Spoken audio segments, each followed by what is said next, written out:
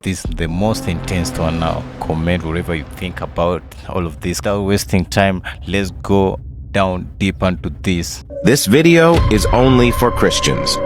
As a Christian, you shouldn't be supporting NASA. I'm going to show you why you are against God's truth unconsciously as a Christian, supporting NASA and instantly ruining your belief by trusting everything you knew about NASA's description of the world and disapproving the Bible's description of the world. It's about to go. What if I told you in the beginning God created the heaven and the earth, and the earth was without form and void, under the raging ocean, and darkness was upon the face of the deep? This is not just any ocean found on earth or our surface ocean. And the Spirit of God moved upon the face of the waters. And God said, "Let there be light," with a manifestation of the immense power and authority possessed by our Creator God. With a mere word, light had burst forth into existence, and there was light, effortlessly obeying the divine command. This was all happening above this raging ocean, a powerful force. Volatile, very active, and unpredictable mystical barrier separates heavens from earth. And God saw the light, that it was good, and God divided the light from the darkness. Still not convinced? This is going to get complicated, so take your Bible, let's dive deeper. Let us spice things up.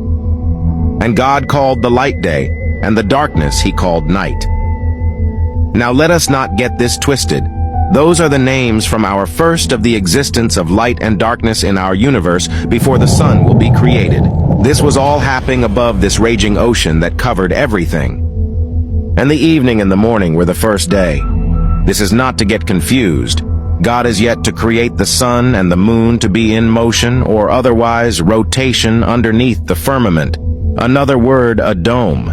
Both sun and the moon were in motion before their existence in our world, in God's wisdom during the creation. Hold up. Wait a minute. Something ain't right. And God said, "Let there be a firmament in the midst of the waters, and let it divide the waters from the waters." This took place under the raging ocean, the deep. And God made the firmament, and divided the waters which were under the firmament from the waters which were above the firmament. And it was so. God created this indestructible divine glass.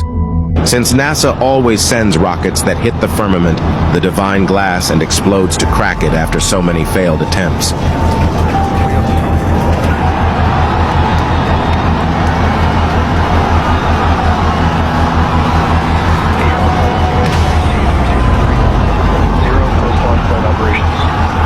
So many failed attempts. Booster upper chamber pressure is nominal. After clearing the tower was icing on the cake. That's after it has hit the dome, The dome. They can't pass through the firmament. I'm not accusing nobody, but clearly it seems like Elon Musk has been pretty open about his connection to the satanic world. If you pay close attention to the design, you can see that his costume has the Baphomet head on his chest and his arm, however an upside-down cross. An upside-down cross is the symbol of the rejection of Jesus, the Son of God. Psalm 14:1.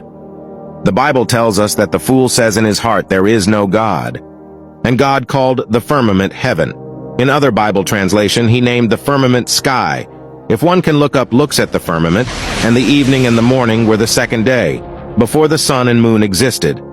And God said, "Let the waters under the heaven or sky be gathered together unto one place, and let the dry land appear." And it was so. So all the water underneath our firmament was drained below from the very touching point the sky, and exit below to waters outside the firmament, so that the land you are currently standing on will appear. This clears how the earth was flooded instantly. In Noah's days, the waters outside bursts in from under the earth, instantly flooding the earth.